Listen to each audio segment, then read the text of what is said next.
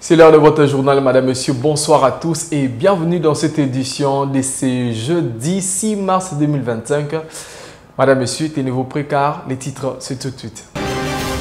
Au sommaire de cette édition, dossier stigmatisation des swahiliphones à Kinshasa. Le secrétaire général de la SENCO, Monseigneur Donatien Cholet, a éclairé ce jeudi 6 mars le vice-premier ministre de l'Intérieur, Jacques Machabani, sur l'esprit et la lettre du communiqué de la SENCO publié le 22 février dernier dénonçant cette pratique. Et puis toujours dans l'actualité, en justice, 7 prévenus impliqués dans le braquage d'un débit de boissons sur Willery à Lingwala, condamnés à mort, et une femme écope de 20 ans de prison. Décision prise au cours d'une audience foraine organisée dans le cadre de l'opération Ndobo Zero Colonna à Kinshasa, la capitale. Madame, monsieur, c'est tout pour les titres. Suivez les développements de cette édition. Bonsoir à tous, ravi de vous retrouver une fois de plus. D'abord, prenons cette nouvelle dans un communiqué rendu public ce jeudi 6 mars. Le gouvernement congolais, à travers le ministère de l'Intérieur, continue de documenter sur les crimes commandités par les régimes de Kigali dans l'est de la RDC et qui nécessitent une prise en charge conséquente afin que la justice soit rendue en faveur des victimes. Plusieurs crimes commis par ces troupes rwandaises et l'AFC M23 ont été énumérés, notamment l'enlèvement dans les hôpitaux de Goma des malades et gardes-malades, des militaires hospitalisés exécutés en violation flagrante du droit international humanitaire, les recrutements forcés des jeunes mineurs, élèves à intégrer l'armée et tant d'autres. Voilà, nous y reviendrons très prochainement avec force et détails. Je le disais également dans le sommaire, après la publication du communiqué sur la dénonciation de la stigmatisation de la communauté swahilophone à Kinshasa de la conférence épiscopale nationale du Congo, SENCO, son secrétaire général, Monseigneur Donatien Cholet, a répondu ce jeudi 6 mars à la convocation du ministre de l'Intérieur pour lui éclairer sur certaines zones d'ombre contenues dans ces communiqués publiés le 22 février dernier. Après échange, ce prélat catholique a éclairé le VPM Chabani sur l'esprit et la lettre de ce communiqué qui a défrayé la chronique. Écoutons-le. D'abord, ce que vous devez savoir, c'est que, en vertu de l'accord cadre, la SENCO, l'Église catholique, dépend du ministère de l'Intérieur et non du ministère de la Justice. Donc, ce qui fait que chaque fois qu'un membre de la SENCO vient ici, c'est dans ce cadre-là. On a échangé avec le VPM, d'abord sur les questions d'actualité, où nous nous sommes échangés des informations très précieuses, où nous nous sommes fait des recommandations très précieuses, où nous nous sommes fixés une ligne de collaboration pour mieux appliquer l'accord de cadre dans ses dispositions. Et le deuxième volet, c'était justement pour parler de certains aspects de cet accord qui doivent être mis en œuvre. Je le disais tantôt dans le sommaire, opération Ndobo Zero Colonna, 8 personnes impliquées dans les braquages du bar appartenant au célèbre pugiliste Martin Bakolé ont comparu le mercredi 5 mars au rond-point Willery devant les tribunaux militaires des garnisons de Kinshasa-Gombe en présence du vice-premier ministre de l'Intérieur, du ministre d'État en charge de la Justice et garde de Sceaux Constant Moutamba ainsi que du gouverneur de la ville Daniel Bumba et autres. Ces criminels ont été reconnus coupables par les tribunaux et paieront une somme de 160 000 $ américains à titre de dommages et intérêts au profit de Martin Bakolé. Regardez. Le tribunal militaire des garnisons de Kinshasa-Gombe, qui a statué sur cette affaire en procédure de flagrance, a rendu son verdict tard la nuit de ce mercredi 5 mars 2025. En ce qui concerne les dommages et intérêts, le tribunal a condamné solidairement tous les prévenus, excepté Ekombe Kakenza Carmel, à payer l'équivalent en francs congolais de la somme de 70 000 $ américains, pour tout préjudice confondu, au profit de la partie civile, Mwambaka Pingapol, 160 000 $ à Martin Bakolé, 10 000 $ à Fondi Franci, 5 000 $ à Edijo et 10 000 $ à Birish Bindi. Ces jugements du tribunal militaire a fait droit au réquisitoire du ministère public qui a demandé la peine de mort pour tous les prévenus et des dommages-intérêts de cet auteur, après bien entendu la restitution de sommes et objets extorqués. Soulignons que durant l'audience, la plupart des prévenus ont avoué faire partie des réseaux des criminels.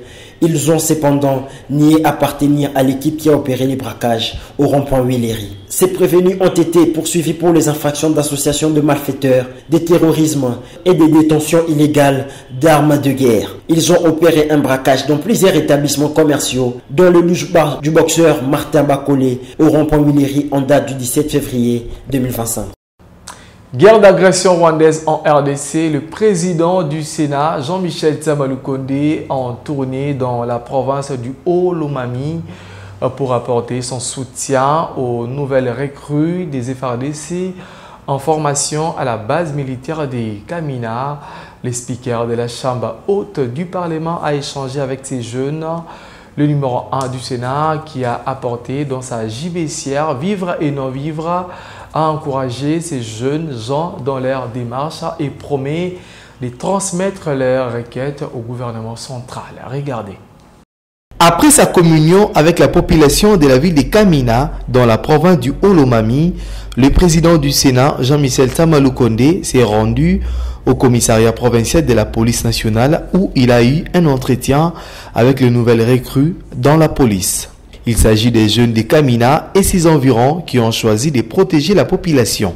Un message de réconfort leur a été apporté et une promesse de faire arriver leur plaidoyer auprès du gouvernement en vue d'un début effectif de leur formation. Ayant fini cette étape, Tsamalukonde a repris son bâton de pèlerin vers la base militaire de Kamina où sont envoyés plusieurs jeunes venant de partout pour leur formation. À son arrivée, il a été accueilli par le général Mouima, commandant de la base militaire, aux côtés de tout son état-major. Une grande liesse dont les chefs des épouses des militaires et un échantillon des recrues tirés à la volée vu que toutes les équipes sont déjà en immersion et ne peuvent voir le monde extérieur. Dans son adresse, Jean-Michel Tsamalukonde a apporté les encouragements du président de la République ainsi que du peuple congolais à ces jeunes qui ont choisi de défendre la patrie sous les drapeaux. Il les a motivés à les faire avec patriotisme. Nos jeunes soldats et nos jeunes soldates, parce que nous avons aussi des femmes, la fierté nabiso. Ils constituent notre fierté, mais surtout le modèle que vous constituez pour nous tous. Et par la suite, bien sûr, nous nous sommes dit que, comme tout le monde, il a été demandé d'apporter cet effort de guerre. Chacun à son niveau, pour couper ça, pour soutenir nos forces, doit le faire. C'est comme ça que symboliquement nous avons amené quelque chose que nous allons donner aux responsables, beaucoup Monango, donner ici à nos jeunes ce message d'encouragement et assurer que dans le cadre de notre travail, le sénateur, il y a une commission défense qui travaille étroitement avec le gouvernement de manière à ce que ce qui a comme suivi de l'action gouvernementale sous les instructions directes du président de la République, nous aussi on puisse s'assurer que ça soit suivi des faits au niveau du Sénat. Notons que, avant de quitter la base militaire de Kamina, le président du Sénat a fait don d'une bonne quantité de vivres et non-vivres pour la prise en charge de ces recrues qui devront, à la suite de leur formation, rejoindre les rangs des forces armées de la République démocratique du Congo. Mobiliser la population contre l'agression rwandaise en RDC, orchestrée via ces supplétifs du M23 AFC autour de la campagne Congolais Téléma. C'est l'objectif de la tournée nationale de la première ministre mardi 5 mars devant une foule immense au stade d'Amar de Matadi au Congo central. Judith Soumino Tuluka a réaffirmé la détermination du gouvernement à mettre fin à cette guerre d'agression. Suivez. C'est dans le cadre de sa tournée nationale visant à mobiliser la population contre l'agression rwandaise orchestrée via ses supplétifs de l'AFC M23 que la chef du gouvernement Judith Suminwa a tenu mardi 5 mars au stade d'Amar de Matadi, chef-lieu du Congo central, un meeting devant une foule de milliers de personnes. Dans son allocution, la première ministre a réaffirmé la détermination du gouvernement à mettre fin à l'agression rwandaise. Outre, elle a expliqué l'essence de la campagne congolaise Téléma qui appelle à l'unité et à la mobilisation générale pour faire face à l'agression rwandaise. Boyebi Kengai na lansaki campagne ya congolais Téléma. Po eloko ezo salama eza etumba pona mabele ya mboka na biso. Mabele o bakoko na biso batikela biso. Yangwana tokotikela bango ata espace mokete. Eloko tozolobela awa eza eloko ya bolingo ya mboka ya unité. Monguna akomonela biso te. Barwande bakoti kuna tokobimisa bango. Judith Suminwa a également salué l'engagement de jeunes du Congo central où 1000 volontaires se sont déjà enrôlés pour défendre le pays. La chef de l'exécutif national congolais appelle à la contribution de tous pour soutenir l'effort de guerre. Par ailleurs, elle promet de résoudre le problème d'électricité, d'eau et d'insécurité dans cette province. Bino nyonso tu esika bozali, bokomi ba sentinelle mboka. Bomoni eloko ezotambola bien te, belela, bilenge. Oh bomoni ke bozana makasi. Yaro kende kobunda bitumba oye ya mboka. Armée pe lobi, boya ebele, bazako zelabino. Notons que, après le Congo central, Judith Suminwa s'est rentrée dans les provinces du Kwilu, du Kwango et du Maïndombe pour poursuivre sa mobilisation contre l'agression rwandaise. Prenons également cette nouvelle. Le ministère de la Santé publique, Hygiène et Prévoyance sociale dénonce délibérément les dernières attaques terroristes du M23 AFC perpétrées contre les établissements hospitaliers à Goma. Les assaillants ont successivement pris d'assaut l'hôpital IR Africa et celui des CBC Ndosho, où les principes les plus élémentaires du droit international humanitaire ont été bafoués. Des enlèvements de plusieurs gardes malades ont été également signalés à l'hôpital CBK Ndosho dans un climat de terreur et de violences inqualifiables, note un communiqué officiel signé cette semaine par le ministre sectoriel, le docteur Samuel Roger Kamba. Dans le reste de l'actualité, ils sont au total 50 participants, dont les responsables des partis politiques qui ont pris part mardi 4 mars à Kinshasa à l'atelier de formation sur la clarification des valeurs existentielles et la transformation d'attitudes dans la consolidation de la démocratie, de la paix et du vivre ensemble en RDC. Au cours de ces grands symposiums organisés par la Commission épiscopale Justice et Paix de la SENCO, les coordonnateurs généraux du secrétariat technique du pacte social pour la paix et les bien vivre ensemble, Didier Mumbengi, a présenté les 10 projets. Welcome Gimbi. Inciter la population à consolider démocratiquement la paix en RDC, c'est en tout cas le vœu de la Commission épiscopale Justice et Paix de la SENCO. Dans un atelier de formation qui a regroupé 50 participants mardi 4 mars, au salon Kassai de l'hôtel Pullman, il était particulièrement question de présenter le projet du pacte social pour la paix et le bien vivre ensemble en RDC, tout comme dans la région de Grand Lac, tel qu'initié par le caucus SENCO-ECC. Nous avons remarqué que les élections sont une cause de division, d'où il fallait renforcer cette cohésion sociale à travers la mise en place d'un certain nombre d'activités, dont la clarification des valeurs et la transformation d'attitudes. En étant unis, on ne permettrait pas que nous puissions avoir des fissures qui permettront à d'autres personnes de venir, par exemple, nous agresser.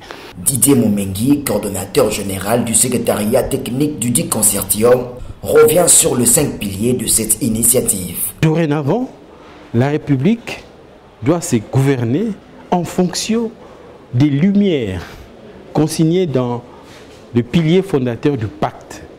Donc le fait de route mûrement pensé, intelligemment façonné pour que notre République, d'ici à l'horizon 2060, l'année du centenaire de notre indépendance, que nous expérimentions le développement, le redressement de notre pays.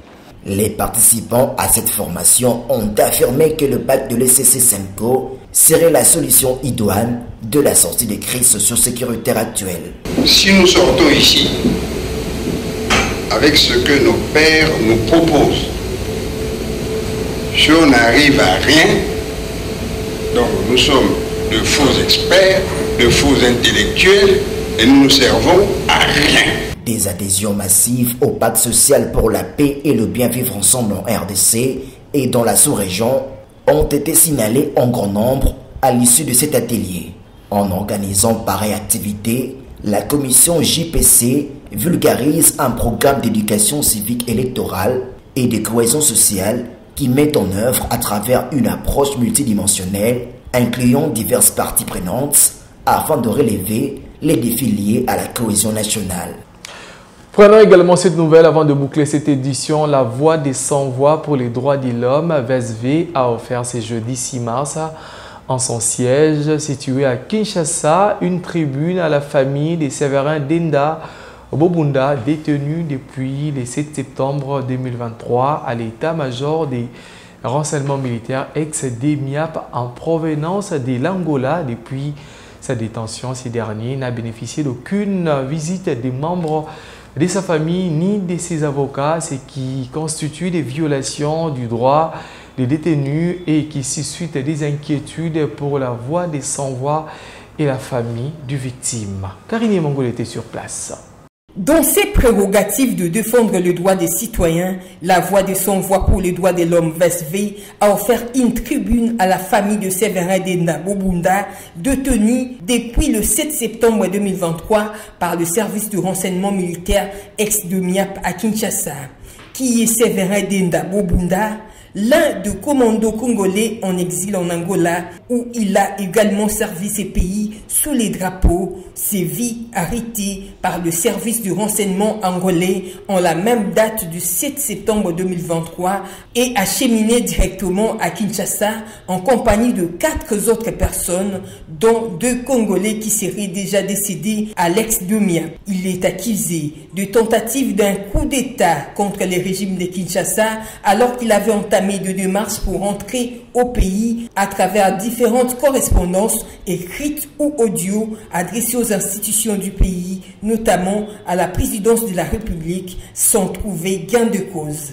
Depuis sa détention prolongée, Séverin Denda n'a bénéficié d'aucune visite, que ce soit de membres de sa famille ou de ses avocats, et ne bénéficie d'aucun soin médical approprié, ce qui constitue de violation des droits du détenu pour la VSV. Selon les sources proches de la famille, son état de santé serait sérieusement dégradé. Une inquiétude pour sa famille, notamment son fils Prince Denda. C'est le voie auquel nous avons vu que notre voix pouvait être ou peut être élevée vis-à-vis de nos autorités afin d'avoir ce dont nous voulons, la liberté de notre Père. Ce n'est que la voix des sans-voix. Voilà pourquoi aujourd'hui nous sommes venus ensemble avec vous, la presse, pour que vous puissiez nous aider à faire parvenir notre voix. Une souffrance familiale qui n'a pas laissé indifférente Michel Denda, frère de la victime. J'ai attribué les documents de toutes les instances, Assemblée nationale, Sénat, ministère de la Justice, bureau et cabinet du président de la République. Je suis arrivé aussi au niveau de la primature à l'époque, en 2022, où j'ai effectué toutes les descentes avec les documents appris. Malheureusement, depuis que nous avons déposé ces documents, aucun même appel, aucun signe. Il y a une barrière au niveau de DEMIAP, il n'y a pas moyen d'entrer. On a même voulu faire un sitting là-bas. Mais il y a des conseils qui doivent dire qu'il ne faut pas faire ça. La Voix de son voix, à travers son directeur exécutif adjoint, Irène Monama, demande aux autorités congolaises en général et judiciaires en particulier de remettre Séverin Denda Bobunda dans ses droits et les présenter devant les juridictions compétentes en cas de grief sérieux à sa charge. Nous avons offert cette tribune aux membres de la famille. C'était pour qu'ils puissent plaider pour la libération de M. Benda. Sinon, sa présentation devant une juridiction compétente au cas où il y aurait de grèves sérieuses à sa charge. Parce que ce soit la Constitution de la République démocratique du Congo, que ce soit les instruments juridiques régionaux et internationaux garantissent les droits à la vie, les droits à la santé. Dossier à suivre. Voilà, madame, monsieur, c'est la fin de cette édition. Grand merci à vous de l'avoir suivi. Merci également à Yoris Mionteza, MC Riga et Patrick Asimba d'avoir réalisé cette édition. Je vous retrouve la semaine prochaine pour un nouveau journal avec le même plaisir de vous informer sur nos antennes. Au revoir.